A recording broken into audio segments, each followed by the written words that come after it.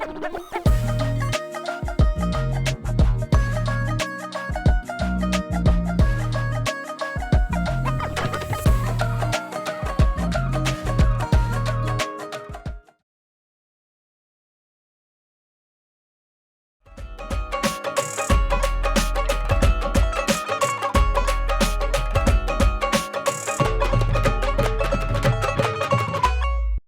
ਸ਼੍ਰੀ ਅਕਾਲ, ਨਮਸਕਾਰ, ਆਦਾਬ। ਤੁਹਾਡਾ ਸਵਾਗਤ ਹੈ TFA ਪੰਜਾਬੀ ਦੇ ਖਾਸ ਪ੍ਰੋਗਰਾਮ ਅਨਫਿਲਟਰਡ ਗੱਲਬਾਤ ਵਿੱਚ। ਅੱਜ ਜਿਹੜੀ ਸ਼ਖਸੀਅਤ ਨਾਲ ਮੈਂ ਤੁਹਾਨੂੰ ਮਿਲਵਾਉਣ ਲੈ ਕੇ ਜਾ ਰਿਹਾ, ਉਹ ਸ਼ਖਸੀਅਤ ਇੱਕ ਆਲਾ ਦਰਜੇ ਦੇ ਮੌਲਾਨਾ ਵੀ ਨੇ। ਨਾਲ ਹੀ ਨਾਲ ਭਾਵੇਂ ਉਹ ਮੋਦੀ ਸਰਕਾਰ ਹੋਵੇ, ਭਾਵੇਂ ਉਹ ਦਿੱਲੀ ਵਿੱਚ ਕੇਜਰੀਵਾਲ ਸਰਕਾਰ ਹੋਵੇ ਜਾਂ ਓਪੋਜੀਸ਼ਨ ਵਿੱਚ ਕਾਂਗਰਸ ਸਰਕਾਰ ਹੋਵੇ, ਹਮੇਸ਼ਾ ਮੁਸਲਮਾਨ ਮੁੱਦਿਆਂ ਤੇ ਸਰਕਾਰ ਦੇ ਖਿਲਾਫ ਉਹਨਾਂ ਨੂੰ ਇਤਲਾਹ ਕੀਤਾ ਹੈ ਤੇ ਫੈਕਟਫੁਲ ਬੋਲੇ ਨੇ। ਅੱਜ ਆਪਣੇ ਸਟੂਡੀਓ ਅਸੀਂ ਸੱਦਿਆ ਹੈ ਮੌਲਾਨਾ ਸਾਜਿਦ ਰਸ਼ੀਦੀ ਸਾਹਿਬ ਨੂੰ। ਮੈਂ ਬਹੁਤ-ਬਹੁਤ ਸਵਾਗਤ ਕਰਦਾ ਮੌਲਾਨਾ ਜੀ ਤੁਹਾਡਾ ਥੈਂਕ ਆਪਣੇ ਸ਼ੋਅ ਤੇ ਥੈਂਕ ਯੂ। ਤੇ ਸਟੂਡੀਓ ਵਿੱਚ। ਮੌਲਾਨਾ ਸਾਹਿਬ, ਸਭ ਤੋਂ ਪਹਿਲਾ ਸਵਾਲ ਮੇਰਾ ਤੁਹਾਡੇ ਤੋਂ ਇਹ ਰਹੇਗਾ ਕਿ ਤੁਸੀਂ ਹਮੇਸ਼ਾ ਕੋਈ ਵੀ ਗੱਲ ਤੇ ਆਪਣਾ ਪ੍ਰਤੀਕਰਮ ਰੱਖਦੇ ਹੋ, ਘੁਮਾ ਫਿਰਾ ਕੇ ਉਹ ਮੋਦੀ ਉੱਤੇ ਲਿਆ ਕੇ ਸੁੱਟ ਦਿੰਦੇ ਹੋ। ਮੋਦੀ ਨਾਲ ਕੋਈ ਤੁਹਾਡੀ ਪਰਸਨਲ ਦੁਸ਼ਮਣੀ ਹੈ ਜਾਂ ਕੀ ਵਜ੍ਹਾ है इस पीछे? नहीं, देखिए मेरी कोई पर्सनल दुश्मनी उनसे नहीं है। वो देश के प्राइम मिनिस्टर हैं और देश का नागरिक मैं भी हूँ, तो मेरे भी प्राइम मिनिस्टर हैं। लेकिन सरकारों से सवाल पूछना, सरकारों से सवाल करना, ये संवैधानिक अधिकार है।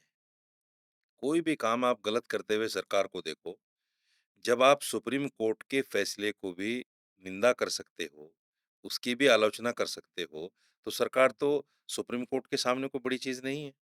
सरकार तो आने-जाने वाली चीज़ है। बेशक। तो मेरा मानना ये है कि जो भी गलत काम सरकार करे, उसकी आलोचना करना, उसको आईना दिखाना, ये कोई गलत नहीं है और मैं तो समझता हूँ कि हर नागरिक को ये करना चाहिए। ਸਰਕਾਰ ਨੇ ਮੁਸਲਮਾਨਾਂ ਲਈ ਏਦਾਂ ਦੇ ਕਿਹੜੇ ਮਾੜੇ ਕੰਮ ਕਰਤੇ ਕਿ ਤੁਸੀਂ ਹਮੇਸ਼ਾ ਨਿੰਦਦੇ ਹੋ ਮੋਦੀ ਸਰਕਾਰ ਨੂੰ, ਯੋਗੀ सरकार ਨੂੰ? सारे काम माड़े करे हैं, एक भी काम अच्छा नहीं करा। सवाल ये है देखिए, सरकार संविधान के हिसाब से चुनी जाती है बेशक। और जो भी आदमी पीएम बनता है या सीएम बनता है, वो संविधान की शपथ लेता है बेशक। और शपथ में ये वर्ड आता है कि मैं धर्मनिरपेक्ष रहूँगा। हमारा आपने संविधान अगर कहता है। आपने अगर शपथ सुनी हो किसी की, तो उसमें एक वर्ड आता है, मैं धर्मनिरपेक्ष रहूँगा बेशक। और अगर कोई ऐसी बात भी आई, तो संविधान को ऊपर रखूँगा और अपनी सारी बातों को नीचे रखूँगा। बेशक। यहाँ क्या है, संविधान नीचे है और अपनी बातें ऊपर हैं। आपने देखा नोटबंदी, कोई भी सरकार अपोज़िशन से राय-मशवरा लेती है, बेशक। देश के फ़ायदे के लिए। मुझे एक बात याद आ गई, जावेद अख्तर ने कहीं किसी इंटरव्यू में कहा कि मेरा मनमोहन सिंह जी से एक मुलाकात हुई, हाँ जी। किसी फ़िल्मी काम को लेकर, फ़िल्मी दुनिया वालों के काम था कोई। अच्छा। तो मनमोहन सिंह जी ने कहा कि भई देखो मैं तो इससे सहमत हूँ, आपकी बात अच्छा। से। लेकिन चूँकि मेरे अपोज़िशन लीडर हैं अटल बिहारी वाजपेयी, आप उनसे भी एक बार कंसल्ट कर लो। ये होती है सरकार। मनमोहन सिंह जी ने तुरंत फैसला नहीं दे दिया उस पे। ये कहा कि अटल बिहारी वाजपेयी से भी कंसल्ट बेशक। कर लो, चूँकि वो अपोज़िशन लीडर हैं। हो सकता है कोई अच्छी बात सुझाएँ। ਸਾਡੇ ਦੇਸ਼ 'ਚ ਡੈਮੋਕ੍ਰੇਸੀ ਹੈ ਤੇ ਲੋਕਤੰਤਰ ਕਹਿੰਦਾ ਹੈ ਕਿ ਤੁਹਾਨੂੰ ਹਰ ਇੱਕ ਦੀ ਗੱਲ, ਹਰ ਇੱਕ ਦਾ ਪਹਿਲੂ ਰੱਖਣਾ ਚਾਹੀਦਾ ਹੈ ਤੇ ਉਸੇ ਪਹਿਲੂ ਦੇ ਆਧਾਰ ਤੇ ਸਰਕਾਰ ਚੁਣੀ ਜਾਂਦੀ ਹੈ। ਜੇ ਗੱਲ ਕਰਦੇ ਹਾਂ ਅਸੀਂ ਲਾਸਟ ਜਨਰਲ ਇਲੈਕਸ਼ਨ ਦੀ, 40 ਲੱਖ ਦੇ ਕਰੀਬ ਮੁਸਲਮਾਨ ਉੱਤਰ ਪ੍ਰਦੇਸ਼ 'ਚ ਹੈ ਸਿਰਫ। ਤਾਂ ਵੀ ਉੱਤਰ ਪ੍ਰਦੇਸ਼ ਤੋਂ ਮੁਸਲਮਾਨ MP ਕਿਉਂ ਨਹੀਂ ਆਉਂਦੇ? ਪਾਰਟੀਆਂ ਤਾਂ ਨੇ, OWC ਦੀ ਪਾਰਟੀ ਵੀ ਹੈ, ਪਾਰਟੀ ਕਈ ਮੁਸਲਮਾਨ ਇੰਡੀਪੈਂਡੈਂਟ ਵੀ ਖੜੇ ਹੋਏ, ਨਿਰਦਲੀਏ। ਕਿਉਂ ਫਿਰ BJP ਹੀ ਆਉਂਦੀ ਹੈ ਜਾਂ ਫਿਰ ਕਿਉਂ ਉਹੀ ਸਰਕਾਰਾਂ ਆਉਂਦੀਆਂ ਨੇ ਜਿਨ੍ਹਾਂ ਨੂੰ ਮੁਸਲਮਾਨ नहीं पसंद करते? नहीं, देखिए सरकार आना अलग चीज़ है और मुसलमान का अपनी पार्टी बनाना ये बिल्कुल अलग चीज़ है। 2 चीज़ें आपने मिक्स कर दी। पर कैंडिडेट तो खड़े होंगे ने। कैंडिडेट आज़ाद है, ये देश आज़ाद है, बेशक है। अब गुलाम तो है नहीं। बेशक है। अब कोई भी आदमी खड़ा हो सकता है।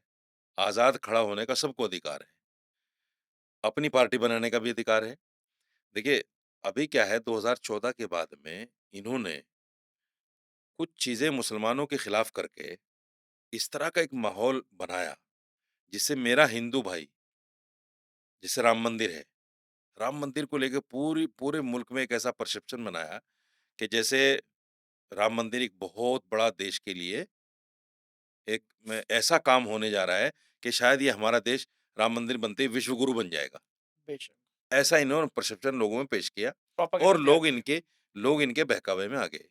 सारा काम तो ये कांग्रेस का था, 1949 में मूर्ति रखी गई तो कांग्रेस सरकार थी, 86 में ताला खुला तो कांग्रेस सरकार थी, 92 में बाबरी मस्जिद टूटी तो कांग्रेस सरकार थी। लेकिन वो मार्केटिंग नहीं कर पाए, हुँ, इन सारे कामों की मार्केटिंग नहीं कर पाए। ये मार्केट मैनेजर बहुत अच्छा है। अच्छा, इसने इतना अच्छा मार्केट किया उसको, इतना अच्छा मार्केट किया कि वो हिंदुओं के दिलों में बैठ गया कि यार ये तो। और एक गाना चल गया, आपने सुना होगा, जो राम को लाए हैं हम उनको लाएँगे। बेशक वो ग बहुत इलेक्शन कैंपेन रहा है उस गाने का। इलेक्शन कैंपेन रहा। मतलब बुद्धि भ्रष्ट हो गई मेरे हिंदू भाइयों की। आप जिसको भगवान मान रहे हो, जिसको देवता मान रहे हो, किसी इंसान में ताकत है उसको लाने की? मैंने कहीं एक इंटरव्यू में कहा, मोदी जी आपकी औकात है इस राम को लाने की? जिस राम को आप देवता मानते हो, भगवान मानते हो और ये कहते हो कि ये रचाता है, देश दुनिया का बनाने वाला है, उसको आप कह रहे हो हम लाएँगे? बेशक, यानी ऐसी बुद्धि भ्रष्ट हो गई हमारे हिंदू भाइयों की कि गाना बना दिया और उसको बड़े शौक से गा रहे हैं लोग और सुन रहे हैं और कोई रिएक्ट नहीं कर रहा है। ਉਹਦਾ ਮਤਲਬ ਨਹੀਂ ਜਾਣਿਆ ਨਾ, ਉੱਥੇ ਗੱਲ ਕੀ ਹੋ ਰਹੀ ਹੈ, ਤੁਹਾਡੇ ਰੱਬ ਨੂੰ ਛੋਟਾ ਕੀਤਾ जा रहा है, ਤੁਹਾਡੇ देवते ਨੂੰ ਛੋਟਾ ਕੀਤਾ जा ਰਿਹਾ है। यस, वो इसको समझ नहीं पाए। यानी मुस्लिम दुश्मनी में इतना बह गए कि ये अपने आप को भगवान कह बैठा। और आपने एक इंटरव्यू पढ़ा भी होगा, सुना भी होगा इनका। इन्होंने कहा मोदी जी ने पत्रकार से कि मैं पहले तो ये समझता था कि मैं फिज़िकली पैदा हुआ हूँ, अच्छा, लेकिन अब मुझे यकीन हो गया कि मैं गॉड गिफ्टेड हूँ। यानी अपने आप को भगवान बनाने के सारे लक्षण, सारे काम इसने कर लिए और मेरा हिंदू भाई सुन रहा है उसको बैठा हुआ। असल में क्या है देखिए, मैं अपने बारे में कहता हूँ, हम एक खुदा को मानते हैं, उसके अलावा दुनिया की कोई ताकत आ जाए, कितनी बड़ी ताकत आ जाए, हम अल्लाह के अलावा किसी को नहीं मानते। यानी मैसेंजर ऑफ गॉड मोहम्मद साहब, जो अल्लाह के बाद में जिनका सबसे बड़ा मर्तबा है, हम उनको भी खुदा नहीं मानते, वो रसूल है सिर्फ। भगवान नहीं मानते, वो सिर्फ मैसेंजर ऑफ गॉड हैं, रसूल हैं। रसूल कहते हैं मैसेंजर ऑफ गॉड को, वो मैसेंजर ऑफ गॉड है।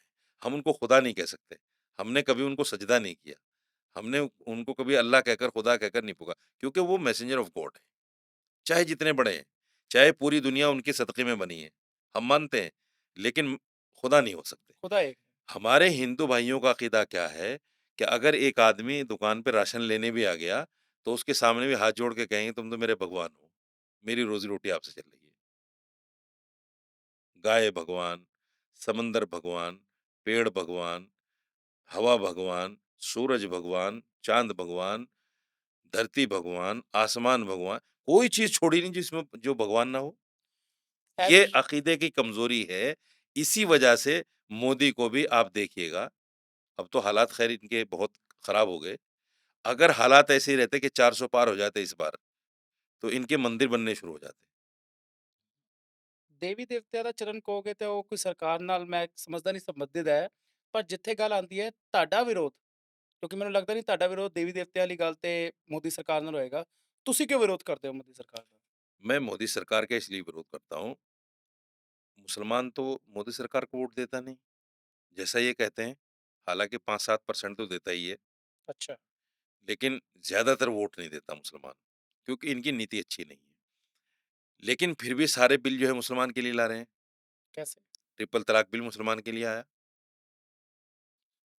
सीएए मुसलमान के लिए आया, 370 मुसलमान के लिए आया, अब वक्फ बोर्ड बिल मुसलमान के लिए लेके आ गए। अरे भाई, जो मेरा हिंदू भाई आपको भर-भर के वोट दे रहा है, आपको 3-3 बार जिता रहा है, उसके लिए आपने क्या किया है? आपने कहा था 2 करोड़ नौकरियाँ देंगे हर साल, नहीं दी। 15 लाख देंगे, नहीं दिया। बुलेट ट्रेन चलाएँगे, नहीं चलाई। काला धन वापस लाएँगे, नहीं लाए।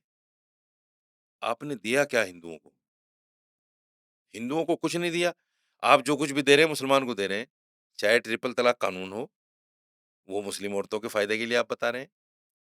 सीएए आप कह रहे हैं कि जी जो बाहर के विदेशी हिंदू हैं, उनको हम हिंदुस्तान में लाके बसाएँगे। उनका तो फ़ायदा कर रहे हैं जो बाहर विदेश में हैं। जो मेरे देश में हैं, उनके लिए आपने क्या किया? एक काम बता दो। सारी जितनी कंपनी थी, सारी निजी हाथों में दे दी। जो इवन जो रिज़र्व बैंक का सरप्लस होता है, कई हज़ार करोड़, वो भी लेके खा गए। लाल किला जैसी चीज़, लाल किला जिस पे हर साल 15 अगस्त में प्रधानमंत्री जो है बड़े जज़्बे के साथ और बड़े सीना तान के भाषण देता है, वो दे दिया दूसरी कंपनी को, निजी हाथों में। 20-25 करोड़ रुपए उसमें लगा नहीं सके, वो दूसरी कंपनी को दे दिया और आप बड़े गर्व के साथ खड़े होके उस पे भाषण देते हैं। आप मुगलों को गालियाँ देते हैं और मुगलों के बनाए हुए लाल किले के ऊपर भाषण देते हैं आके। ਤੁਹਾਡਾ ਮੋਦੀ ਸਰਕਾਰ ਨਾਲ ਗਿਲਾ ਹੋ ਗਿਆ ਕਿ ਤੁਸੀਂ ਜੋ ਪੁਆਇੰਟ ਦੱਸੇ ਉਹਨਾਂ ਨੇ ਨਹੀਂ ਕੀਤੇ। ਪਿਛਲੀ ਸਰਕਾਰਾਂ ਨੇ ਤਾਂ ਕੁਝ ਕੀਤਾ? देखिए, कांग्रेस सरकार जिस वक़्त आई थी, उस वक़्त देश कुछ भी नहीं था।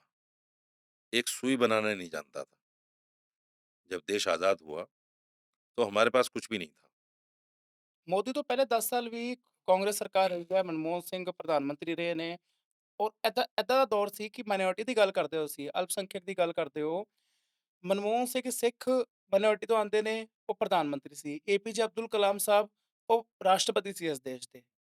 ਤੇ ਉਸ ਟਾਈਮ ਤੇ ਕਿਹੜੇ ਫਾਇਦੇ ਮਿਲੇ ਆਪ ਜੀ देखिए, आप और मैं बराबर हैं इस मामले में। ਨੂੰ? जितनी भी माइनॉरिटी हैं, उनको किसी सरकार में मिला कुछ नहीं। आप लोगों को इतना फ़ायदा हुआ कि जब मनमोहन जी प्रधानमंत्री बने, तो आप लोगों के जो कुछ काम थे, थोड़े बहुत हुए। हमारा तो कोई मुसलमान प्राइम मिनिस्टर आया ही नहीं। इसलिए हमारे काम देखिए कांग्रेस सरकार में कुछ हुए, वो कैसे काम लेकिन है? लेकिन कांग्रेस सरकार अब जैसे कांग्रेस सरकार ने माइनॉरिटी के लिए जैसे माइनॉरिटी फाइनेंस कॉर्पोरेशन बनाया था, मौलाना आज़ाद फाउंडेशन बना रखा था, हज कमेटी के नाम पे वक्फ बोर्ड के नाम पे और बहुत सारी सहूलियतें कांग्रेस के टाइम पे थी। लेकिन जब से ये सरकार आई, इन्होंने मौलाना आज़ाद फाउंडेशन खत्म कर दिया, जिसका 15,000 करोड़ का बजट हुआ करता था साल का, वो खत्म कर दिया। माइनॉरिटी फाइनेंस कॉर्पोरेशन खत्म कर दिया, जिसका 500 करोड़ का बजट हुआ करता था। इन्होंने दिल्ली वक्फ बोर्ड को खत्म करने के दर पे उसके खिलाफ बिल ले आए। यानी मुसलमान को कहीं भी सक्षम देखना नहीं चाहते और जितनी भी बात अब आप देखिए इनके नारे सुनिए आप। इनके नारे क्या हैं? हिंदुस्तान में रहना है तो पाकिस्तान जय श्री राम कहना है। मुसलमान के दो स्थान, कब्रिस्तान या पाकिस्तान। और इससे भी बढ़कर एक इनकी मिनिस्टर थी पहली सरकार में, उन्होंने तो रामज़ादे हरामज़ादे तक कह दिया। जी, तो ये साध्वी इनके ज्योति नारे रंजन की बात कर रहे हैं आप। ये इनके नारे हैं और इनकी एमपी जो अजमेर ब्लास्ट में थी, वो एमपी बन गई बदकिस्मती से। उनका बयान सुना आपने? उन्होंने कहा चाकू छुरी तेज़ रखो, गले काटने के काम आएँगी। और इनके जो साधु संत हैं, वो खुले मंचों से धर्म संसद लगाकर कहते हैं कि मुसलमानों को काटो। ਅੱਜ ਦਾ ਮੁਸਲਮਾਨ ਕੀ ਚਾਹੁੰਦਾ ਹੈ सरकार ਤੋਂ? हम ये चाहते हैं देखिए, मुसलमान को आप कोई भी सरकारी लाभ ना दो, ना सरकारी नौकरी दो, कुछ भी ना दो आप, लेकिन देश में फसाद ना करो। ਜੇ ਫਸਾਦ ਦੀ ਗੱਲ ਸ਼ੁਰੂ ਕਰਦੇ ਹੋ, ਮੁਸਲਮਾਨਾਂ ਲਈ ਕਈ ਚੀਜ਼ਾਂ ਬੜੀ ਜਾਣੀ ਜਾਂਦੇ ਕਹਿ ਲਓ ਵਾਇਰਲ ਨੇ ਅੱਜ ਦੀ ਡੇਟ 'ਚ। ਮੁਸਲਮਾਨ ਹਰ ਚੀਜ਼ ਦੇ ਉੱਤੇ ਥੁੱਕ ਦਿੰਦੇ ਨੇ। ਹੁਣ ਉਹ ਕੀ ਵਿਸ਼ਾ ਹੈ ਕਿ ਕਈ ਜਗ੍ਹਾ ਦੇਖਿਆ ਜਾਂਦਾ ਹੈ ਕਿ ਕਦੀ ਕੋਈ ਦੁਆ ਹੋ ਰਹੀ ਹੈ, ਕਿਤੇ ਕੁਛ ਹੋ ਰਿਹਾ, ਉਸ ਤੋਂ ਬਾਅਦ ਥੁੱਕਿਆ ਜਾਂਦਾ ਜਾਂ ਫੂਕਿਆ ਜਾਂਦਾ, ਉਹ ਕੀ ਚੀਜ਼ ਹੈ? ਜਾਂ ਉਹ ਇਸਲਾਮ ਨਾਲ ਕੁਛ ਕਨੈਕਸ਼ਨ ਰੱਖਦੀ ਹੈ, ਜਾਂ ਉਹ ਸਿਰफ़ ਇੱਕ प्रोपेगेंडा है? ਉਹਦੇ ਬਾਰੇ मैं ਤੁਹਾਡੇ ਤੋਂ ਪੁੱਛਣਾ ਚਾਹਾਂਗਾ। देखिए 2 चीज़ें हैं। आपने देखा होगा कि शाम के टाइम में या जब नमाज़ होती है हमारी, मस्जिदों के बाहर कुछ औरतें आ जाती हैं बच्चे लेके, बीमार बच्चे, उन पे फुकवाने के लिए, पानी पड़वाने के लिए। वो होता है फूकना, सिर्फ़ फूक मारी जाती है उसमें, थूकना नहीं होता उसमें। सिर्फ़ पढ़ के फूक मार दिया, तो वो उनका अक़ीदा है और हम भी जानते हैं कि कुरान के अंदर शिफ़ा है। जब हम कुरान पढ़कर किसी को पानी पिलाएँगे फूक के, थूक के नहीं फूक के, थूकना अलग चीज़ है, फूकना अलग चीज़ है। कुछ वीडियो ऐसी आई जो सोशल मीडिया पर हैं कि किसी ने जो है ऐसे हाथ पे थूक लगाया और जो फल वो बेचता है, वो उसने साफ़ कर लिया। इत्तेफ़ाक़िया कुछ हो गया और वो किसी ने उसकी वीडियो बना के जो है वायरल कर दिया। तो वो कहने लगे मुसलमान तो थूक के करता है सब काम। ऐसा तो ये भी करते हैं। अभी लाल कुएँ पे फ़साद हुआ था 2 साल पहले। एक पानी पुरी वाला है वहाँ, वो गौमूत्र मिलाता था पानी के अंदर। मुसलमान तो नहीं पीता। लाल कुएँ में दिल्ली 6 में जहाँ मुसलमान ही रहता है, हिंदू बहुत कम है, वहाँ आप गौमूत्र मिला के पिला रहे हो, तो ऐसा तो वो भी करता है। अब सवाल ये है कि इस तरह का काम करने वाला पूरी कम्युनिटी थोड़ा ही है। एक जिस आदमी ने कर दिया, अगर किसी मुसलमान ने थूक लगा दिया किसी फल को, तो वो एक आदमी है ना, पूरी मुसलमान कम्युनिटी तो नहीं है। हम तो मना करते हैं उस चीज़ को कि ये किया जो गलत किया। फूँकना अलग चीज़ है, थूकना बिल्कुल अलग चीज़ है। ऐसे ही अगर किसी हिंदू ने गौमूत्र गोलगप्पे में मिला के पिला दिया, तो वो पूरी कम्युनिटी थोड़ा ही है, एक आदमी ने ऐसा कर दिया। दूसरे ये है कि मुसलमानों को ये आतंकवादी, जिहादी और न जाने क्या-क्या 2014 के बाद में कहना इन्होंने शुरू कर दिया। एक बड़ी पुरानी कहावत है, राई दा पहाड़ बनता है। ਉਹ ਰਾਈ ਕਿਸੇ ਚੀਜ਼ ਤੋਂ ਪਹਾੜ ਬਣਿਆ। ਆਈਐਸ ਹੋਵੇ ਜਾਂ ਕੋਈ ਵੀ ਅਲ-ਕਾਇਦਾ ਹੋਵੇ, ਇਹਨਾਂ ਨਾਲ ਹਿੰਦੁਸਤਾਨ ਦੇ ਮੁਸਲਮਾਨ ਦਾ, ਇਰਾਕ ਸੀਰੀਆ ਦੀ ਗੱਲ ਕਰੀਏ ਤੇ ਉਹ ਇੱਕ ਅਲੱਗ ਮੂਵਮੈਂਟ ਹੋ ਸਕਦਾ ਹੈ। ਹਿੰਦੁਸਤਾਨ ਦੇ ਮੁਸਲਮਾਨ ਦਾ ਟੈਰਰਿਜ਼ਮ 'ਚ ਇਨਵੋਲਵਮੈਂਟ ਕਿਉਂ ਹੋਇਆ, ਕਿਵੇਂ ਹੋਇਆ ਤੇ ਕਦ ਤੋਂ ਨਾਮ ਜੁੜਿਆ? देखिए, हिंदुस्तान के मुसलमान का इन्वॉल्वमेंट टेररिज्म से उस वक़्त हुआ जब कश्मीर का मुसलमान परेशान हो गया। कश्मीर में अगर आप जाके देखो, आप रिपोर्टिंग करो वहाँ जाके। मैं कश्मीर जाता हूँ, तो वहाँ मुझे ये बताया जाता है कि जवान बच्चे को वहाँ आर्मी उठा लेती है और उठा के उसका एनकाउंटर कर देती है। वजह? कोई वजह नहीं, शक की बुनियाद पे। एक आदमी बंदूक लेके मेरे घर में घुस गया और वो पूरी रात मेरे घर में रहा या अगले दिन भी रहा और फिर वो निकल के चला गया, बंदूक की ज़ोर पे। मैंने उसको खाना भी खिलाया, मैंने उसको पानी भी पिलाया। मेरा तो उसमें कोई दोष नहीं। मैंने तो अपनी जान बचाने के लिए उसको शरण दे दी, नहीं तो मुझे गोली मारता। उसके बाद में वो तो चला गया। अब सीआईडी ने कह दिया कि यहाँ जो है वो टेररिस्ट आया था और वो रात में यहाँ था। अब पता चला कि वहाँ से एक नौजवान बच्चे को उठाया और उसका एनकाउंटर कर दिया, टेररिज़्म के नाम पे। अब मुझे बताइए जिस घर का बच्चा मरेगा, उस घर में अगर उसका दूसरा भाई वो आतंकवादी नहीं बनेगा तो क्या बनेगा? टेररिस्ट नहीं बनेगा तो क्या बनेगा? पंजाब में जो हुआ था, आपको तो पूरा पता होगा उसका। वो क्या हुआ था उस वक़्त में, क्या परिस्थिति थी, क्या स्थिति थी, आप अच्छी तरह जानते हैं, मैं भी जानता हूँ। लेकिन क्या नाम दिया गया उसको? आज भी किसान जब बैठे धरने पर, तो उनको क्या कहा गया? खालिस्तानी। बेशक क्या गया? मुसलमानों को कहा जाता है आतंकवादी, पाकिस्तानी, आपको कहा जाता है खालिस्तानी। तो हम दोनों एक ही मर्ज़ के शिकार हैं और एक ही डॉक्टर है, जो इलाज के नाम पे हमें उल्टी दवाइयाँ दे रहा है। ਸਮਝਾਉਣ ਦਾ ਤਰੀਕਾ ਥੋੜਾ ਜਿਹਾ ਤੁਹਾਡਾ ਕੈਜ਼ੂਅਲ ਸੀ, ਬਟ ਇੱਥੇ ਇੱਕ ਗੱਲ ਆਉਂਦੀ ਹੈ।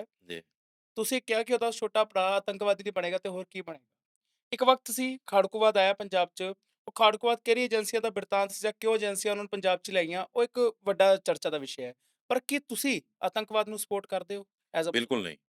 देखिए, हमने हमारी जितनी ऑर्गेनाइज़ेशन है, तमाम ने, इवन हमारे जो बड़े मदरसे हैं, दारुल उलूम देवबंद जैसा, उन सब ने कश्मीरी जिहाद को कंडम किया, पाकिस्तानी जिहाद को कंडम किया, सीरिया के जिहाद को कंडम किया। ये जिहाद नहीं है। अगर आपने लश्कर-ए-तोयबा बना लिया, हिज़्बुल मुजाहिदीन बना लिया, वो जिहादी नहीं बन जाता। जिहाद इस्लाम में बहुत पाक कॉन्सेप्ट है। जिहाद हम उसको कहते हैं, नबी पाक सल्लल्लाहु अलैहि वसल्लम के ज़माने में जो लड़ाइयाँ हुई हैं, आपने जितनी जंगें लड़ी हैं, वो अपने बचाव में लड़ी हैं। सामने से किसी ने आके हमला किया, आपने बचाव किया है। सारी जंगें ऐसी हैं। उसमें जो आदमी मर जाए, वो हमारे यहाँ शहीद कहलाता है। मतलब मुसलमान ने कभी पहल नहीं की? कभी पहल नहीं की। आप पूरी इस्लामी तारीख उठा के देखिए, जितनी भी जंगें हुई हैं आप सल्लल्लाहु अलैहि वसल्लम के ज़माने में, वो सारी की सारी दिफा थी, यानी बचाव था, अटैक नहीं था। सारी ऐसी थी। तो उस अटैक में, उस दिफा में अगर किसी की जान चली जाए, मोहम्मद सल्लल्लाहु अलैहि वसल्लम ने कहा कि जो लड़ाई में शहीद होगा, मर जाएगा, वो शहीद कहलाएगा और शहीद का हमारे यहाँ मकाम ये है कि वो बिना हिसाब-किताब के जन्नत में जाएगा, स्वर्ग में जाएगा। अल्लाह उससे कुछ नहीं पूछेगा, चाहे उसने कुछ भी किया हो, अगर वो जंग में मारा गया। तो ये उस वक़्त का कॉन्सेप्ट था, 1400 साल पहले आपके ज़माने तो में। ਜਿਹਨੇ आज वो जिहाद कॉन छेड़िਆ ਉਹ ਸ਼ਹੀਦੀ ਤੇ ਰਾਹ ਤੱਕ जाएगा फिर? हाँ, आज कॉन्सेप्ट है ही नहीं वो जिहाद वाला कॉन्सेप्ट है ही नहीं, आज तो है ही नहीं। तो आज हम उस जिहाद को कैसे मान लें? तो हमने इसीलिए कश्मीरी जिहाद को कंडम किया। इसीलिए पाकिस्तान जो जिहाद के नाम पे कर रहा है, हम उसको कहते हैं जिहाद नहीं आतंकवाद है। हम भी कहते हैं उसको आतंकवाद है। दूसरे ये है कि जब आप किसी को बार-बार, बार-बार, बार-बार नोक करोगे, तो उसके मन में कुछ तो आएगा। मुसलमानों को जब आप टारगेट कर रहे हो, टारगेट कर रहे हो, टारगेट कर रहे हो, तो कुछ बच्चे, कुछ नौजवान तो गलत रास्ते पे चलेंगे। बेशक, कुछ गए गलत रास्ते पे बेशक और चलेंगे। उनकी वजह से आज भी देखिए कांग्रेस के ज़माने में कानून बना था टाडा-पोटा, आपको भी पता होगा। उस कानून को खत्म हुए भी कई साल हो गए, लेकिन आज भी उस कानून के तहत हमारे मुसलमान बच्चे जेलों में हैं। और जब वो उनकी रिहाई होती है, जैसे मैंने पहले भी कहा कि वो 20 साल के बाद, 25 साल के बाद बाइज़्ज़त बरी होते हैं और उनकी ज़िंदगी खराब हो जाती है। तो ये शुरुआत तो कांग्रेस ने की, इस तरह के काम करने की। आज मुसलमान बच्चों को इस तरह तो नहीं पकड़ा जाता, लेकिन आतंकवादी कहकर गाली ज़रूर दी जाती है, जिहादी कहकर गाली ज़रूर दी जाती है और उससे भी बढ़कर ये होगा कि गाय के नाम पर मारा जा रहा है। रोज़ाना एक वाक़या सामने आ जाता है, मोबलिन की ਜੇ जा रही ਗਾਂ है, ਦੀ ਗੱਲ कई सौ ਦੋਸਤੋ, मुसलमान मार दिए गए। ਇੱਥੇ ਅਸੀਂ ਗਾਂ ਦੀ ਗੱਲ ਕੀਤੀ ਹੈ। ਗਾਂ ਤੇ ਮੱਝ ਜਿਹਨੂੰ ਹਿੰਦੀ 'ਚ ਭੈਂਸ ਵੀ ਕਿਹਾ ਜਾਂਦਾ ਹੈ। ਇੱਕ ਬੜੀ ਨਾ ਨੋਰਮਲ ਗੱਲ ਹੈ, ਹਾਲਾਂਕਿ ਇੱਥੇ ਮੈਨੂੰ ਲੱਗਦਾ ਨਹੀਂ ਕਿ ਧਰਮ ਦੇ ਆਧਾਰ ਤੇ ਕੋਈ ਭੇਦਭਾਵ ਕੀਤਾ ਜਾਣਾ ਚਾਹੀਦਾ ਹੈ। ਕੋਈ ਰੈਸਟੋਰੈਂਟ ਹੋਵੇ, ਮੁਸਲਮਾਨ ਰੈਸਟੋਰੈਂਟ, ਉਹਦਾ ਉਰਦੂ 'ਚ ਨਾਮ ਹੋਵੇ ਜਾਂ ਮੁਸਲਮਾਨ ਨਾਮ ਹੋਵੇ, ਉੱਥੇ ਜਾਣ ਤੋਂ ਹਿੰਦੂ ਕਤਰਾਉਂਦਾ ਹੈ।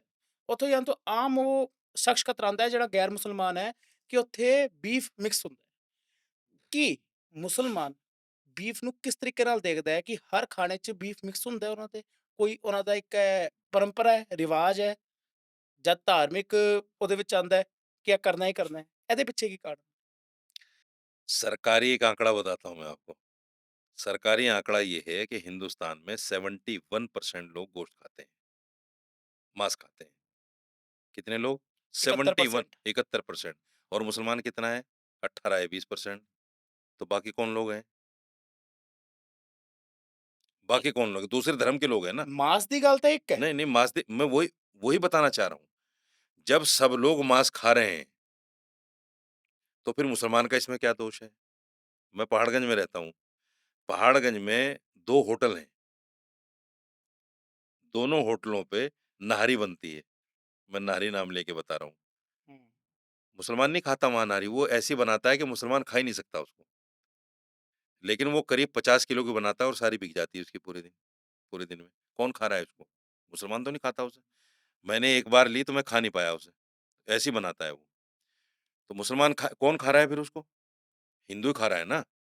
दूसरी बात ये, हिंदुस्तान के अंदर जो आज हिंदुस्तान बीफ एक्सपोर्ट में नंबर 1 है और जो बड़ी टॉप 10 कंपनी है, अल कबीर है, अल फौज़ान है, अल अरबिया है, इनके जो मालिक हैं वो पंडित हैं, आरएसएस के लोग हैं, बीजेपी के लोग हैं। जब आप गाय को माता मानते हो, तो बीफ क्यों एक्सपोर्ट कर रहे हो? ਇਸ चीज़ ਦੇ ਪੁਖਤਾ ਸਬੂਤ ਨੇ। पुख्ता सबूत, पुख्ता सबूत, 101% पुख्ता सबूत। दूसरी बात, गाय अगर हिंदू की माता है, तो सिर्फ़ ऐसा तो नहीं कि दिल्ली में और यूपी में है, बेशक, वो तो केरल में भी होगी, केरल 'ਚ भी है, वो गोवा में भी होगी। बेशक है। यहाँ तो आप माता मानते हो और गोवा में मुख्यमंत्री कहते हैं कि यहाँ बीफ की कमी नहीं होने दी जाएगी।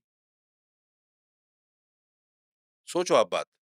सही गल है। अगर आपकी माता है, आप धार्मिक उसको माता मैं ये नहीं कहता मैं आपकी आस्था पे चोट कर रहा हूँ, आप उसको माता मानो।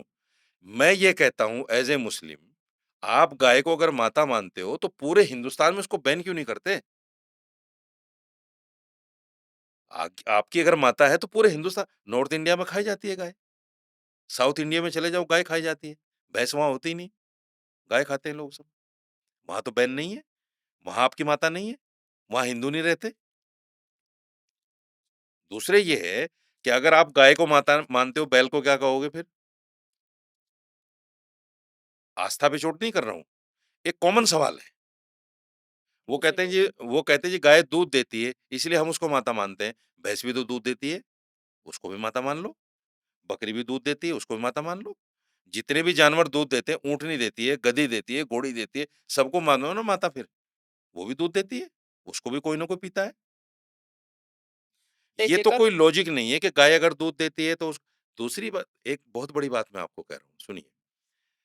आज के वक़्त में 1% मुसलमान भी 1% भी गाय नहीं रखता। ये जो जितनी गाय बेची जा रही हैं और खरीदी जा रही हैं, हिंदू ही बेच रहा है, हिंदू ही खरीद रहा है, हिंदू ही एक्सपोर्ट कर रहा है, हिंदू ही इसको कटवा रहा है। जब तक वो दूध देती है, उसकी माता है, जब दूध देना छोड़ देती है, कसाई के हाथ में बेच देता है उसको, फिर माता नहीं रहती। ਤੁਸੀਂ ਬਹੁਤ ਵੱਡਾ ਬਿਆਨ ਦੇ ਰਹੇ ਹੋ ਸਾਡੇ ਚੈਨਲ ਤੇ। मैं कहता हूँ, मैं तो हर जगह कहता हूँ इसको, मैं आस्था पे चोट नहीं कर रहा हूँ।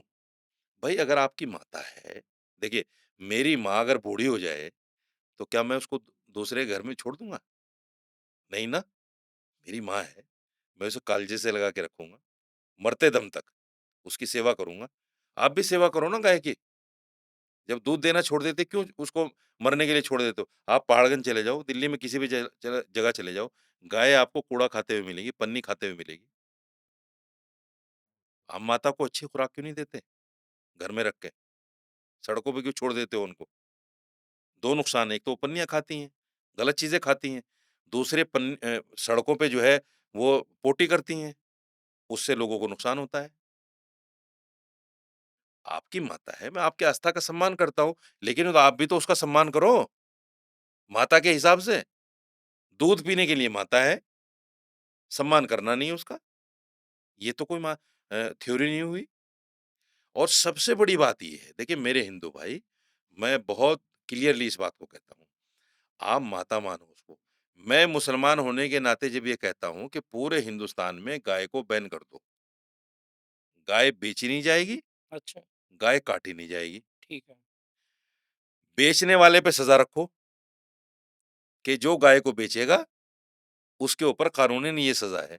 रखो, पता चल जाएगा आपकी औकात का पता चल जाएगा आपको खुद ही। क्योंकि बेचने वाले भी आप ही, गाय को कटवाने वाले भी आप ही।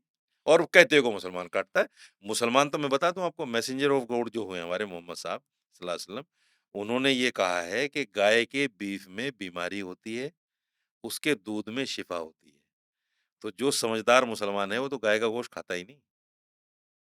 ਇਹ ਇਸਲਾਮ 'ਚ ਹੀ ਹੈ। यस, ਤੁਹਾਡੇ ਨਬੀ ਪਾਕ ਨੇ ਕਿਹਾ ਕਿ यस, ਗਾਂ ਨਹੀਂ ਖਾਣੀ, हदीस ਚਾਹੇ है। ਉੱਥੇ ਉਸ चीज़ से विवाद बीमारी है। बताई है उसके गोश्त में, उसके बीफ में बीमारी बताई गोश्त में उसके। तो जब हमारे नबी ने कह दिया कि इसके गोश्त में बीमारी है, जो सच्चा मुसलमान है वो तो खाएगा ही नहीं। इनको खाता कौन है मैं बताता हूँ। ये जो अपने आप को हिंदू कहते हैं ना, जो बकरा नहीं खरीद सकते ₹700 किलो वाला, जो मछली नहीं खरीद सकते ₹500 किलो वाली, ये सस्ता बीफ लेते हैं, वो खाते हैं इनको। मुसलमान नहीं खाता। मुसलमान तो बकरा खाएगा या अच्छा जानवर खाएगा, जिसका उसको मन बहुत सारे मुसलमान शाकाहारी हैं, बहुत मुसलमान हैं शाकाहारी। ਸ਼ਾਇਦ ਮੈਨੂੰ ਲੱਗਦਾ ਹੈ ਇਸਲਾਮ 'ਚ ਕਿਤੇ ਨਾ ਕਿਤੇ ਉਸ ਜਾਨਵਰ ਦਾ ਨਾਮ ਲੈਣਾ ਜਾਇਜ਼ ਨਹੀਂ ਹੈ, ਜਿੱਥੇ ਸੂਅਰ ਦੀ ਗੱਲ ਕਰਦੇ ਹਾਂ ਅਸੀਂ, हाँ जी, हाँ जी। ਉਸ ਤੋਂ ਗੁਰੇਜ਼ क्यों ਕੀਤਾ जाता है? देखिए, हर धर्म की एक थ्योरी होती है, उसमें कुछ चीज़ें प्रोहिबिटेड होती हैं, पाबंदी होती है, कुछ चीज़ों को कह दिया जाता है, ये कर सकते हो। तो इस्लाम की तरफ से जिन चीज़ों को कुर्बानी करके खाने के लिए कहा गया, उनमें इसको मना किया गया। ਉਸ 'ਚ ਗਾਂ ਨੂੰ ਨਹੀਂ सुअर ਮਨਾ नहीं, ਕੀਤਾ ਗਿਆ। सुअर नहीं खाना। गाय को खाने को मना नहीं किया गया, लेकिन गाय को ये कहा गया कि इसके गोश्त में बीमारी है, मतलब वो प्रोहिबिटेड नहीं है पर वार्निंग है ਉਹਦੀ। वार्निंग है, वार्निंग है। तो वार्निंग भी हमारे नज़दीक प्रोहिबिटेड ही है।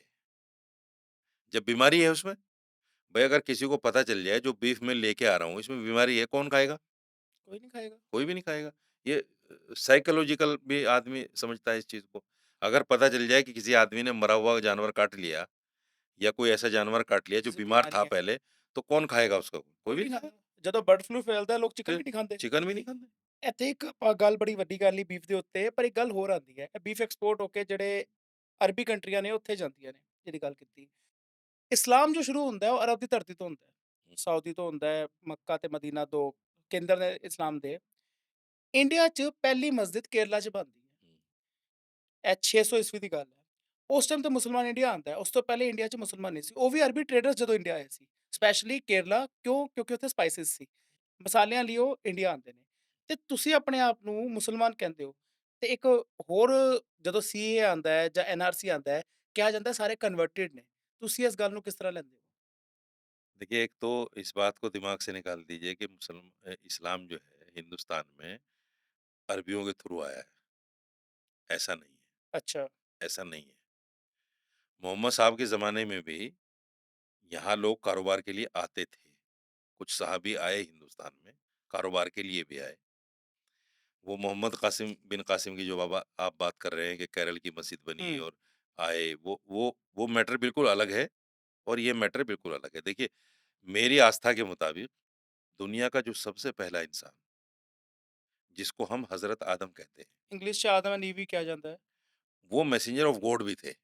हमारे पहले मैसेंजर ऑफ गॉड भी थे और सबसे पहले इंसान भी थे, जिनको जब जब इंसान को कुरान ये कहता है, जब इंसान को अल्लाह ने बनाने का इरादा किया, तो फरिश्तों से मशवरा किया, मशवरा करके बनाया और उसको जन्नत में रखा।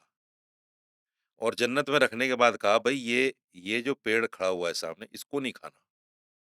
इसको जिस दिन तुम खा जाओगे, उस दिन तुम्हें जन्नत से निकाल के दुनिया में डाल दिया जाएगा। कुरान कहता है इस बात को। तो उन्होंने वो दाना जो है खा लिया, वो गेहूँ का दाना था, वो खा लिया। उसकी वजह से उनको जन्नत में दुनिया में भेज दिया गया। जिस वक़्त ये अखंड भारत था, हुँ। जिसमें इराक, ईरान, श्रीलंका, भूटान वगैरह सब आता था, तो उस वक़्त श्रीलंका में उनको उतारा गया। जब ये हिंदुस्तान अखंड भारत था, श्रीलंका में उनको जन्नत से उतारा गया दुनिया में। ਐਦਮ ਦੀ ਗੱਲ ਕਰ ਰਹੇ ਹੋ ਤੁਸੀਂ ਜਦੋਂ आदम आदम अलैहिस्सलाम आए। आदम की गल कर रहा हूँ। तो सबसे पहले इंसान से इस्लाम हिंदुस्तान में है, अरब में बाद में गया है। अच्छा। इस्लाम अरब बाद में गया है। सबसे पहले इस्लाम क्योंकि मैसेंजर ऑफ गॉड थे हज़रत आदम। मेरी आस्था के मुताबिक, मेरे हिंदू भाई क्या कहते हैं उनको वो अलग बात है। नहीं मेरी वैसे आस्था भी ये है देखा जाए आदम एंड ईव ਦੀ ਜਿਹਨੇ ਸਟੋਰੀ ਸੁਣੀ ਹੈ ਉਹਨੇ ਇਹ ਸਟੋਰੀ ਜ਼ਰੂਰ ਸੁਣੀ ਹੋਏਗੀ। जी, ਤੁਸੀਂ ਕਿਹਾ ਤੁਸੀਂ ਉਹਨਾਂ ਨੂੰ ਪਹਿਲਾਂ ਨਬੀ ਵੀ ਮੰਨਦੇ ਹੋ ਆਪਣਾ। नबी नबी थे वो। तो वो जब सबसे पहले हिंदुस्तान में आए, तो मुसलमान तो सबसे पहले हिंदुस्तान में ही आया ना। इंसान सबसे पहला और वो मुसलमान तो हिंदुस्तान में आया। तो मैं अरब से कहाँ आया? मैं तो यहीं का हूँ। जब मेरा बाप यहीं आया, जन्नत से। ਤੇ ਸ਼ੁਰੂ ਤੋਂ उसी ਤੁਸੀਂ मुसलमान हो। सारे इंसान उसी की औलाद हैं।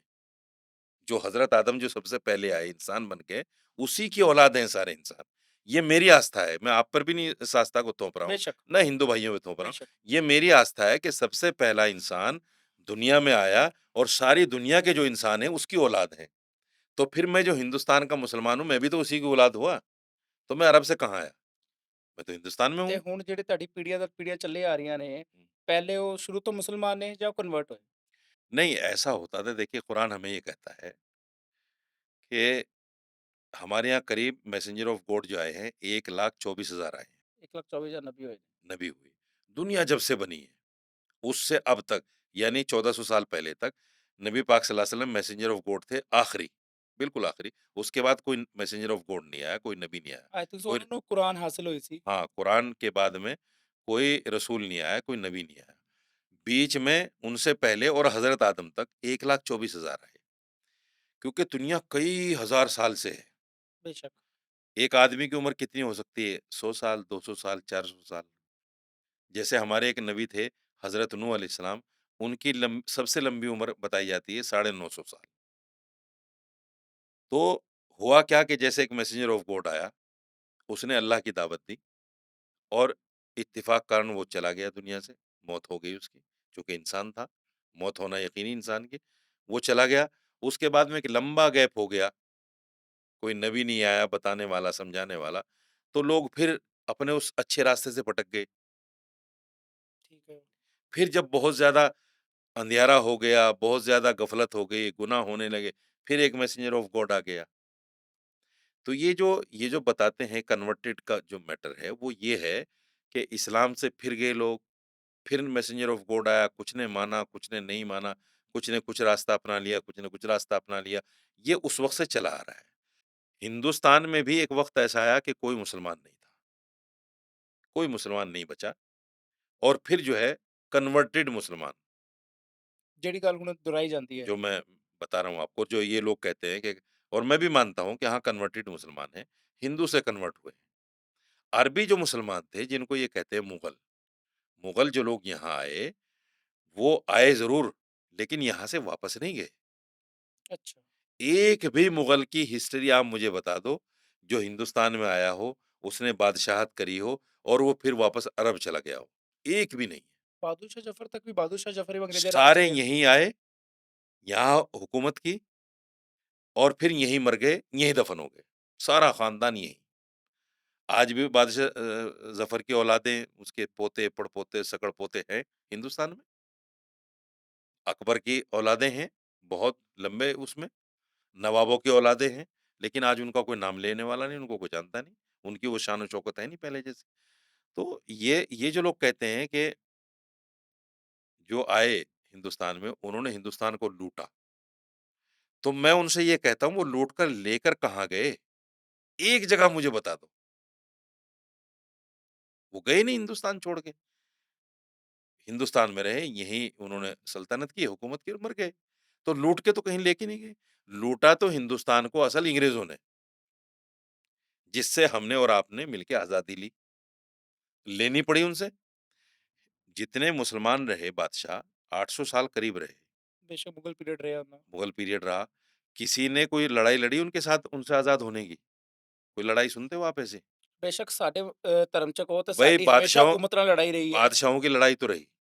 बादशाहों की तो आपस में लड़ाई रही और वो धर्म के लिए नहीं रही, वो तो अपना वर्चस्व बढ़ाने के लिए रही। ਜੇ ਸਾਡੀ ਰਹੀ ਤਾਂ ਜ਼ੁਲਮ ਦੇ ਖਿਲਾਫ ਹਮੇਸ਼ਾ ਮੁਗਲਾਂ ਨਾਲ ਲੜਾਈ ਰਹੀ ਹੈ, ਭਾਵੇਂ हाँ, ਪਹਿਲੇ ਪਾਤਸ਼ਾਹ ਗੁਰੂ ਨਾਨਕ ਦੇਵ ਜੀ ਤੋਂ ਜਿਨ੍ਹਾਂ ਨੇ हाँ, ਬਾਬਰ ਨੂੰ ਜ਼ਾਬਰ ਕਿਹਾ ਸੀ, हाँ, ਜਾਂ 10ਵੇਂ ਪਾਤਸ਼ਾਹ ਨੇ ਔਰੰਗਜ਼ੇਬ ਦੇ ਨਾਲ ਜਿਹੜੇ ਜੰਗ ਲੜੀਆਂ, हाँ, हाँ। ਤੇ ਆਖਿਰ 'ਚ ਜ਼ਫਰਨਾਮੇ 'ਚ ਉਹ सारी ਗੱਲਾਂ ਦਰਜ ਹੈਗੀਆਂ ਨੇ। हाँ, वो ये ल आखिरी बादशाह बहादुर शाह ज़फ़र ने अंग्रेज़ के साथ लड़ाई लड़ी। आप सारे ਸਾਡੀ तारीख़ ਧਰਮ ਦੇ ਅਕੀਦੇ ਲੜਾਈ ਨਹੀਂ ਸੀ।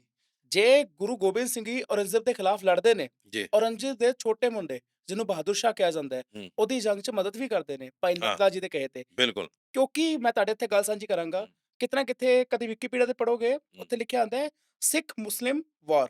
हुँ, ਸਿੱਖ ਮੁਸਲਿਮ ਕੌਨਫਲਿਕਟ ਕਦੀ ਹੋਇਆ ਨਹੀਂ। ਔਰੰਗਜ਼ੇਬ ਨੇ ਸਵਾਲ ਪੁੱਛਿਆ ਨੌਵੇਂ ਪਾਤਸ਼ਾਹ ਤੋਂ, ਗੁਰੂ ਤੇਗ ਬਹਾਦਰ ਸਾਹਿਬ ਜੀ ਜਿਹਨਾਂ ਦੀ ਚਾਂਦਨੀ ਚੌਂਕ ਤੇ ਸ਼ਹਾਦਤ ਕਸ਼ਮੀਰੀ ਪੰਡਤਾਂ ਦੀ ਹੋਈ। हुँ, हुँ, ਉਹ ਪੁੱਛਦਾ ਹੈ ਕਿ ਤੁਹਾਡੇ ਪਹਿਲੇ ਵਲੀ ਜਿਹੜੇ ਨੇ ਗੁਰੂ ਨਾਨਕ ਦੇਵ ਜੀ, ਉਹ ਮੂਰਤੀ ਦਾ ਖੰਡਨ ਕਰਦੇ ਨੇ। ਤੁਸੀਂ ਜਨੇਊ ਦਾ ਖੰਡਨ ਕੀਤਾ ਹੈ ਗੁਰੂਆਂ ਨੇ, ਤੁਸੀਂ ਹਿੰਦੂ ਨਹੀਂ ਹੋ। ਫਿਰ ਤੁਸੀਂ ਹਿੰਦੂਆਂ ਲਈ ਆਪਣੀ ਜਾਨ ਕਿਉਂ ਦੇ ਰਹੇ ਹੋ? हुँ, हुँ, ਕਿਉਂਕਿ ਔਰੰਗਜ਼ੇਬ ਨੇ ਮੈਸੇਜ ਭਿਜਵਾਇਆ। हुँ, ਗੁਰੂ ਤੇਗ ਬਹਾਦਰ ਸਾਹਿਬ ਜੀ ਤੋਂ ਉਹਨਾਂ ਨੇ ਆ ਕੇ ਨਹੀਂ ਪੁੱਛਿਆ। ਗੁਰੂ ਤੇਗ ਬਹਾਦਰ ਸਾਹਿਬ ਜੀ ਨੇ ਆਪਣਾ ਜਵਾਬ ਦਿੱਤਾ ਕਿ ਮੇਰੀ ਜਿਹੜੀ ਕੌਮ ਹੈ ਨਾ, हुँ, ਇਹ ਇਨਸਾਨੀਅਤ ਲਈ ਹੈ। हुँ, ਇਹਦਾ ਕਿਸੇ ਧਰਮ ਨਾਲ ਕੋਈ ਲੈਣਾ-ਦੇਣਾ ਨਹੀਂ ਹੈ। हुँ, ਜੋ ਜ਼ੁਲਮ ਕਰੇਗਾ, हुँ, ਅੱਜ ਮੁਸਲਮਾਨ ਇਸ ਦੇਸ਼ ਤੇ ਕਾਬਿਜ਼ ਹੈ। हुँ, ਹਿੰਦੂਆਂ ਤੇ ਜ਼ੁਲਮ ਹੋ ਰਿਹਾ ਹੈ हुँ, ਤੇ ਮੇਰੀ ਕੌਮ ਜ਼ੁਲਮ ਦੇ ਖਿਲਾਫ ਲੜ ਰਹੀ ਹੈ ਤੇ ਮੁਸਲਮਾਨ ਨਾਲ ਲੜ ਰਹੀ ਹੈ। हुँ, हुँ, ਕੱਲ ਨੂੰ ਜੇ ਹਿੰਦੂ ਕਾਬਿਜ਼ ਹੁੰਦਾ ਹੈ, ਇਸ ਦੇਸ਼ ਦੇ ਮੁਸਲਮਾਨ ਨੂੰ हुँ, ਜ਼ੁਲਮ ਹੁੰਦਾ ਹੈ हुँ, ਤੇ ਮੇਰੀ ਕੌਮ मुसलमान ਹਿੰਦੂ के ਦੇ लिए ਖਿਲਾਫ लड़ेगी, ਲੜੇਗੀ। मुसलमान के लिए लड़ेगी। ਤੇ नहीं, ਇਹੀ नहीं, ਤੁਸੀਂ ਸੀਏ ਦੇ ਅੰਦਰ ਦੇਖਿਆ, हुँ, ਜੇਕਰ ਕੋਈ ਪ੍ਰੋਟੈਸਟ ਸ਼ਹੀਨ ਬਾਗ ਲੱਗਦਾ ਹੈ, ਸਭ ਤੋਂ ਪਹਿਲੇ ਕੌਮ ਪਹੁੰਚਦੀ ਹੈ ਤੇ ਸਾਡਾ ਜਿਹੜਾ ਅਕੀਦਾ ਹੈ, ਉਹ ਇਨਸਾਨੀਅਤ ਦਾ ਹੈ। इंसानियत। ਸਾਡਾ ਧਰਮ ਨਾਲ बिल्कुल, ਕੋਈ बिल्कुल। ਉਹ नहीं। बिल्कुल, बिल्कुल। सिखों ने वहाँ बड़ी मदद की है, इसमें कोई दो राय नहीं है।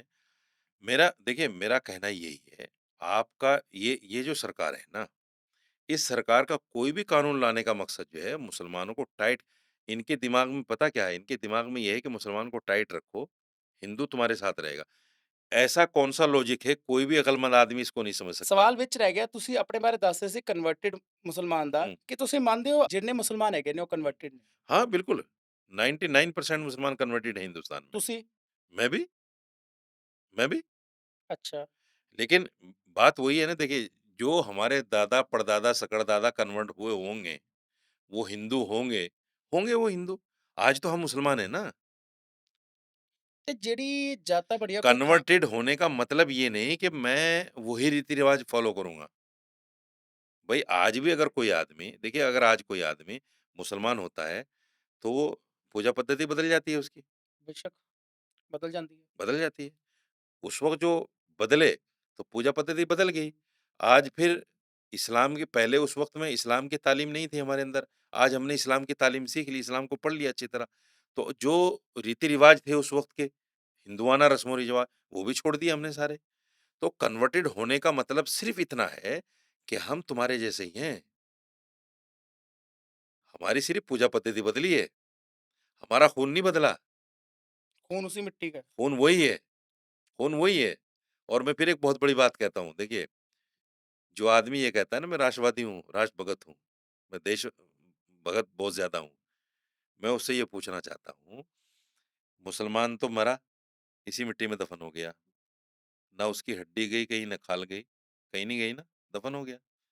मेरे हिंदू भाई को जला दिया जाता है और अस्थियाँ ले जाके जमुना में और गंगा में बहा दी जाती हैं। वो कहाँ पहुँचती हैं किसी को पता है? ਇਹ ਸਵਾਲ पाकिस्तान पहुँचती हैं, बांग्लादेश पहुँचती हैं। ਇਹ ਸਵਾਲ ਜਿਹੜਾ ਤੁਸੀਂ ਕਿਹਾ ਹੈ ਧਰਮ ਦਾ ਵਿਸ਼ਾ ਹੈ, ਆਸਥਾ ਦਾ ਵਿਸ਼ਾ है, ਕਦੀ ਸਾਡੇ ਕੋਲ ਜੇ नहीं, मैं ਕੋਈ आस्था पे चोट नहीं कर रहा हूँ, ਕੋਈ मैं एक लॉजिक बात कर रहा हूँ कि ਇੱਕ भई ਸਵਾਲ मुसलमान इतना पक्का है। ਇੱਕ ਸਵਾਲ ਆਂਦਾ ਹੈ, हुँ, ਜਦੋਂ ਅਜ਼ਾਨ ਹੁੰਦੀ ਹੈ, हुँ, ਨਮਾਜ਼ ਤੋਂ ਪਹਿਲੇ ਬੁਲਾਉਣ ਲਈ ਇੱਕ ਅਜ਼ਾਨ ਦਾ जी, ਕਨਸੈਪਟ ਹੈ ਇਸਲਾਮ जी, 'ਚ, जी।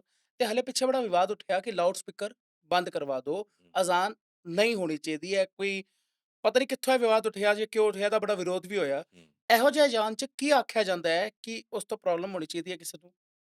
ਅਜ਼ਾਨ ਦਿਓ, ਕਿਉਂਕਿ ਉਹ ਹਾਲੇ ਅਰਬੀ ਭਾਸ਼ਾ ਹੈ, ਤੇ ਉਹ ਹਰ ਇੱਕ ਨੂੰ ਨਹੀਂ ਆਉਂਦੀ, ਪਰ ਮੈਂ ਤੁਹਾਡੇ ਤੋਂ ਪੁੱਛਣਾ ਚਾਹਾਂਗਾ ਏਦਾਂ ਦਾ ਕੀ ਹੈ ਉਸ 'ਚ? देखिए, एक चीज़ तो मैं आपको क्लियर कर दूँ, मैं हर जगह कहता हूँ इस बात को, अज़ान के लिए लाउड स्पीकर का होना कोई ज़रूरी नहीं है, बड़ी बात एक मैं कह रहा हूँ। अगर आप बगैर लाउड स्पीकर के भी अज़ान कहोगे, तो भी अज़ान मानी जाएगी, नमाज़ भी होगी। ये कॉन्सेप्ट कहाँ से आया, माइक में अज़ान देने का, ये सिर्फ़ हमारे अंदर नहीं है। आप मंदिरों में चले जाओ, सुबह 6 बजे घंटियाँ बजती हैं, बेशक। माइक में वो गीता साहब का प पाठ करते हैं, माइक में करते हैं। आस-पास के लोगों को तो सुनाई आती है सब, जो घर आस-पास में है। जो भी पूजा कौन पाठ की ਹੁੰਦੀ है वो माइक 'ਚ कौन होती मना है। करता है उसको? कोई मना नहीं करता। मैं फिर पहाड़गंज का नाम लूँगा, मैं पहाड़गंज में रहता हूँ। सुबह एक अज़ान के टाइम वो लोग एक वो निकालते हैं, 4-5 लोग होते हैं, घंटियाँ बजाते हैं और जय श्री राम के नारे और वो अपनी भक्ति शोभा जो यात्रा कह सकते हैं। शोभा यात्रा जो भी कहते हैं, वो हर रोज़ निकलती है या दूसरे दूसरे तीसरे दिन ज़रूर निकलती है। ठीक है। हमें तो कोई दिक्कत नहीं उससे।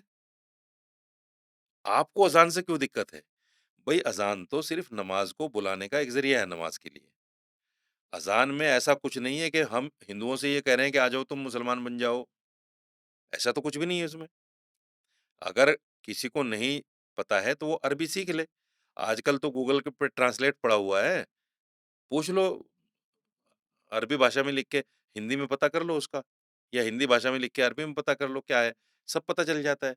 तो ये अज़ान कोई ऐसी चीज़ नहीं है कि भई हिंदू को कहा जा रहा है कि तुम आओ, तुम नमाज़ पढ़ो या तुम दूसरे ये एक बहुत बड़ी बात और कहता हूँ मैं, देखिए अगर हमें पता है कि हमारे पड़ोस में कोई बीमार है और लाउड स्पीकर की अज़ान से उसको तकलीफ होती है, तो इस्लाम ये कहता है कि लाउड स्पीकर बिल्कुल ना चलाओ, बिल्कुल ना चलाओ। मोहम्मद साहब के बाद में जब खिलाफत का दौर शुरू हुआ, हुँ। तो एक वक़्त ऐसा आया हज़रत उमर ने एक आदमी थे जो मस्जिद में मोहम्मद साहब का जो हुजरा था, जो मकान था, वो मस्जिद से बिल्कुल मिला हुआ था। छोटी-सी मस्जिद हुआ करती थी उस वक़्त में। आज तो बहुत बड़ी है मस्जिद नबवी, अगर मदीना जाए तो देखेगा मदीना की बात कर रहे हैं वो आप। कई सौ मील में फैली हुई है वो। तो वो छोटी-सी मस्जिद थी, जैसा हमारा स्टूडियो है, यहाँ बोलेंगे तो वहाँ सुनाई देगा।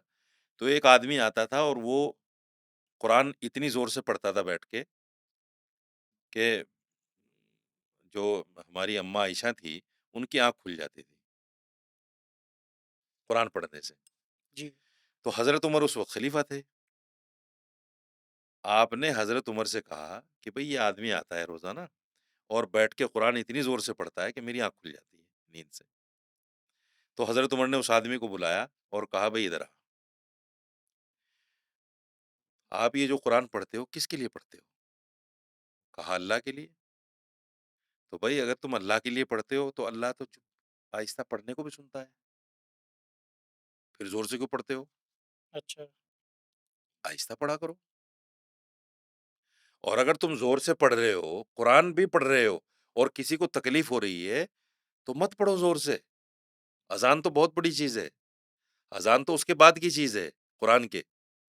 अगर कुरान पढ़ने से भी किसी को तकलीफ़ हो, तो कुरान भी आहिस्ता पढ़ो, ज़ोर से मत पढ़ो।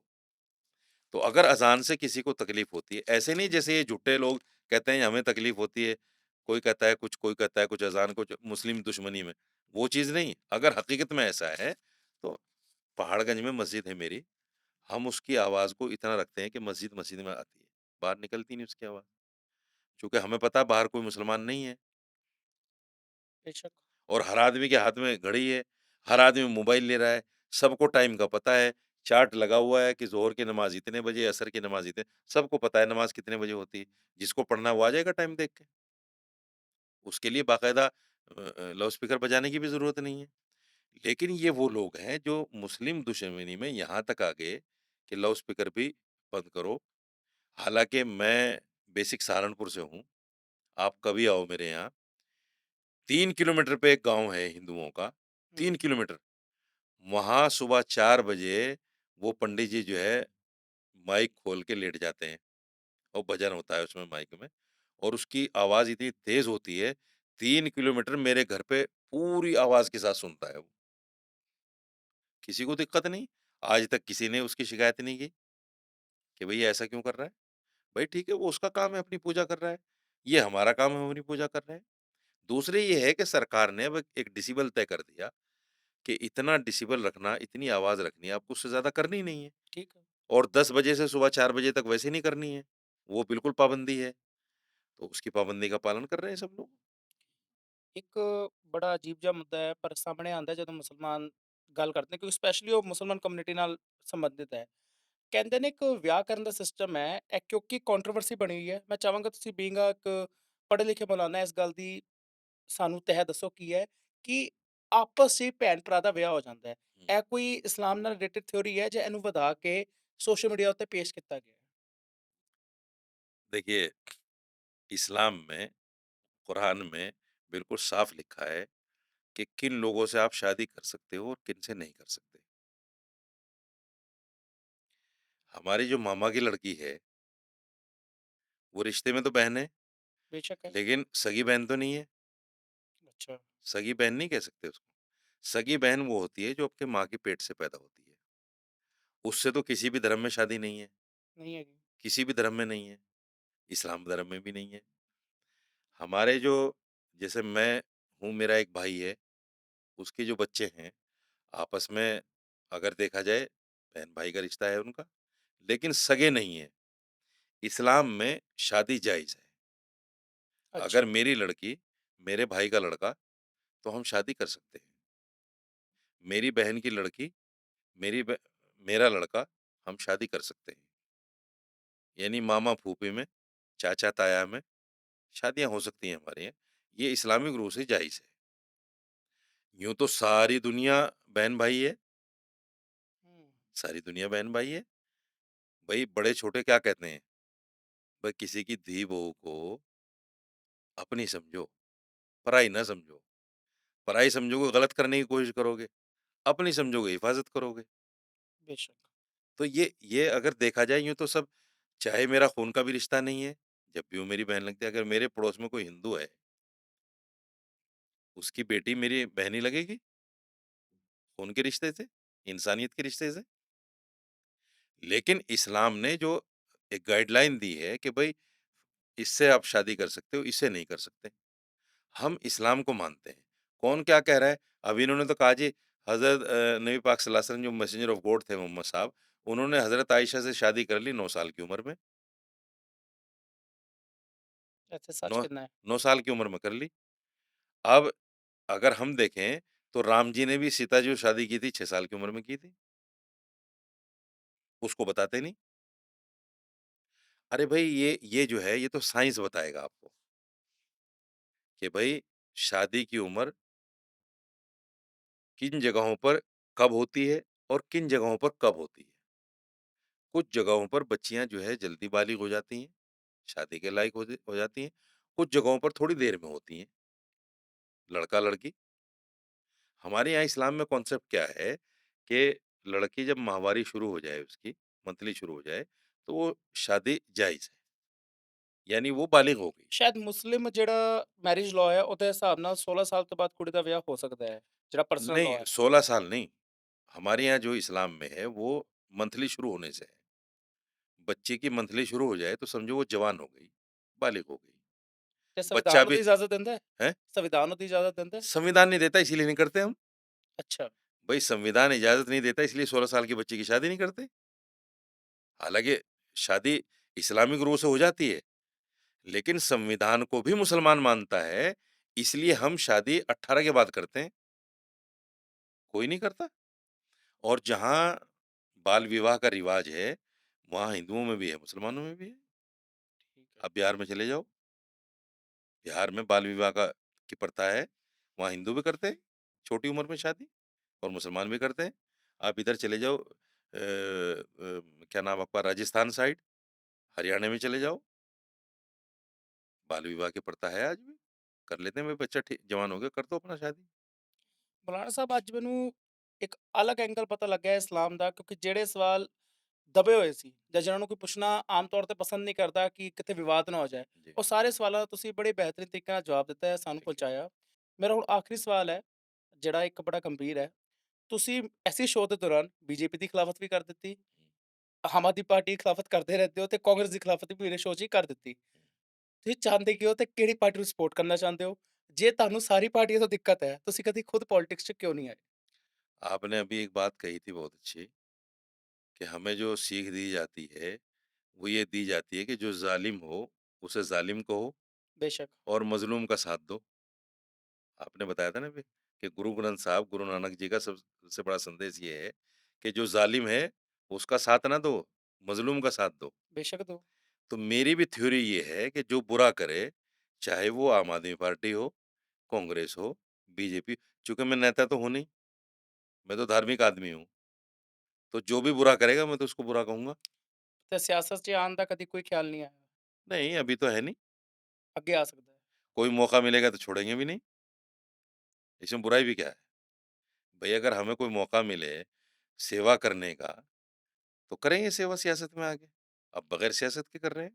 ਤੇ कोई पार्टी जान लेकिन ਦਾ सोचोगे? लेकिन गिर के, दब के, ज़ालिम बन के, वो सियासत हम नहीं करेंगे। हम सियासत करेंगे इंसानियत की खिदमत के लिए, इंसानियत की फलाह-बहबूद के लिए और ज़ालिम को सज़ा देने के लिए। हम सियासत ऐसी करेंगे अगर करेंगे तो। ਸਾਡੇ ਸ਼ੋਅ ਰਾਹੀਂ, ਸਾਡੇ ਚੈਨਲ ਰਾਹੀਂ ਕੋਈ ਸੁਨੇਹਾ ਦੇਣਾ ਚਾਹੋਗੇ ਆਪਣੇ ਵੱਲੋਂ? ਸਿਰਫ ਮੁਸਲਮਾਨਾਂ तक नहीं, पूरी दुनिया ਨੂੰ ਜਾਂ पूरी आवाम ਨੂੰ, इस देश ਦੀ ਕੋਈ ਸੁਨੇਹਾ देना चाहोगे? देखिए इंसानियत सबसे बड़ा पैगाम है, किसी भी धर्म के लिए। बेशक, धर्म अपनी जगह है, धर्म सिर्फ़ मेरे तक सीमित है। मैं धर्म को मानूँगा, ऊपर वाला मुझसे खुश होगा। हम जब इंसानियत के काम करेंगे, तो उससे जो है ऊपर वाला भी खुश होगा और सारी इंसानियत खुश होगी, सारी इंसानियत। हमारे यहाँ एक कॉन्सेप्ट है कि जब आदमी किसी गरीब की मदद करता है, उसकी सेवा करता है, तो ऊपर वाला खुश होता है। बेशक, फिर ऊपर वाला खुश होके ये कहता है फरिश्तों से कि मैं इससे खुश हो गया, तुम भी इससे खुश हो जाओ।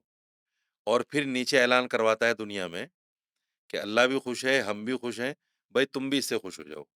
तो फिर सारी अच्छा, मखलूक उससे खुश हो जाती है। अच्छा। तो जो अच्छे काम करता है, उससे ऊपर वाला भी खुश, नीचे वाले भी खुश। इसलिए इंसानियत की सेवा सबसे बड़ा धर्म है।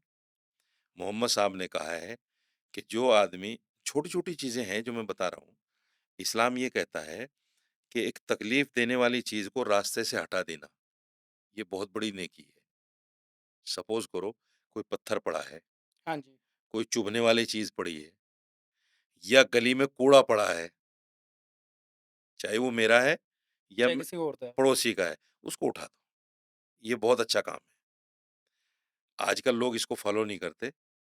हालाँकि ये इस्लाम ने एक कॉन्सेप्ट दिया है कि अपनी भी गली को साफ रखो अपने घर के सामने और दूसरे जो उस गली में रहते हैं, उनके सामने भी घर को साफ रखो। उनकी भी नाली साफ कर दो। ये नहीं कि अपने घर की नाली साफ करो। ये इस्लाम का कॉन्सेप्ट है। दूसरे ये है इस्लाम ने ये कहा है मोहम्मद साहब ने कि जो भूखा रहे उस जिसका पड़ोसी भूखा रहे और वो खुद पेट भर खाए, वो मुसलमान हो ही नहीं सकता। नाल वाले का भी ध्यान रखना है। हाँ, उसका ध्यान रखना है। बल्कि यहाँ तक कहा है कि अगर 10 चीज़ें अपने घर के लिए खरीदो, तो 2 चीज़ें अपने पड़ोसी के लिए भी खरीदो, ये कहा है। और अगर तुम्हारी हैसियत ना हो पड़ोसी के लिए खरीदने की, तो अपने बच्चे को वो खाने की चीज़ लेके बाहर मत निकलने दो, घर में अंदर बिठा के खिलाओ। क्योंकि ये बच्चा खाएगा बाहर जाके, पड़ोसी का बच्चा तकलीफ मानेगा, उसको दुःख होगा, इसलिए इसको घर में बिठा के खिलाओ। ये बहुत डीप इस्लाम बात है, ये इस्लाम है। लेकिन मुसलमान भी इसको फ़ॉलो नहीं करता, माफ़ कीजिएगा, मैं एक बहुत बड़ी बात कह रहा हूँ। है। इसलिए लोग मुसलमान को देख के कहते हैं, अच्छा इस्लाम ये है? क्योंकि मुसलमान आज चोरी भी कर रहा है, ज़िना भी कर रहा है, शराब भी पी रहा है, दूसरों का माल भी खा रहा है, लड़ाई मार-धाड़ भी कर रहा है, सब कुछ कर रहा है मुसलमान। इसलिए लोग ये कहते हैं अगर मुसलमान ऐसा है, एक अच्छा वाक़या याद आ गया मेरे। ये जो थे आपके भीमराव अम्बेडकर जी, संविधान निर्माता, इन्होंने कहा भई मैं धर्म बदलना चाहता हूँ और मशवरे के लिए गांधी जी के पास आ गए। अच्छा, उन्होंने कहा भई मैं धर्म चेंज कर रहा हूँ अपना, चूँकि इस धर्म में मुझे हिंदू धर्म में मुझे सही नहीं लग रहा है। तो उन्होंने पूछा भई क्या बनना चाहते हो? कि जी मैं मुसलमान बनना चाहता हूँ। तो गांधी जी तो बड़े होशियार थे।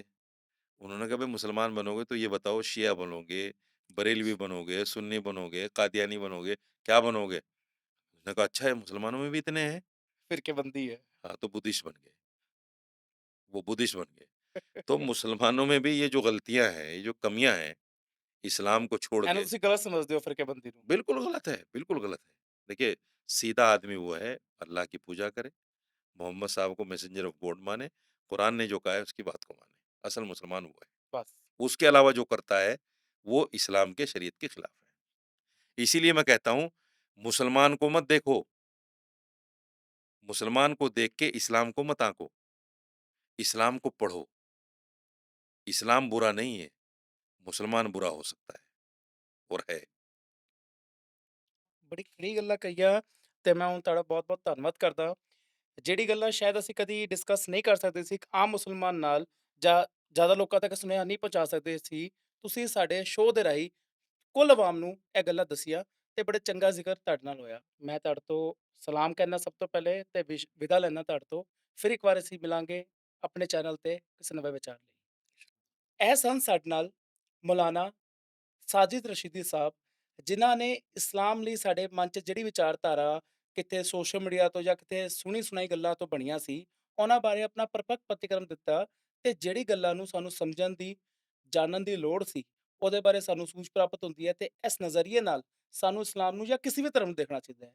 ਕਿਉਂਕਿ ਜਦੋਂ ਧਰਮ ਦੀ ਗੱਲ ਆਉਂਦੀ ਹੈ ਤੇ ਇੱਕ ਸ਼ੇਰ ਯਾਦ ਆਉਂਦਾ ਹੈ, इबादत के झंडे हर जगह नजर आए, इबादत ना मिली भगवान ना मिला, ढूंढने जो निकले इंसान को इस दुनिया में, इंसानियत ना मिली इंसान ना मिला।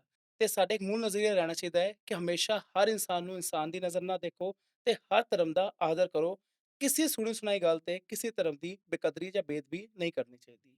ਮੈਂ ਓਂਕਾਰਜੋਤ ਸਿੰਘ ਤੁਹਾਡੇ ਤੋਂ ਵਿਦਾ ਲੈਂਦਾ ਹਾਂ। ਫਿਰ ਇੱਕ ਵਾਰ ਹਾਜ਼ਰ ਹੋਵਾਂਗੇ ਇੱਕ ਨਵੀਂ ਸ਼ਖਸੀਅਤ ਨਾਲ, ਇੱਕ ਨਵੇਂ ਟੌਪਿਕ ਨਾਲ, TFI ਪੰਜਾਬੀ ਦੇ ਖਾਸ ਸ਼ੋਅ ਅਨਫਿਲਟਰਡ ਗੱਲਬਾਤ ਵਿੱਚ।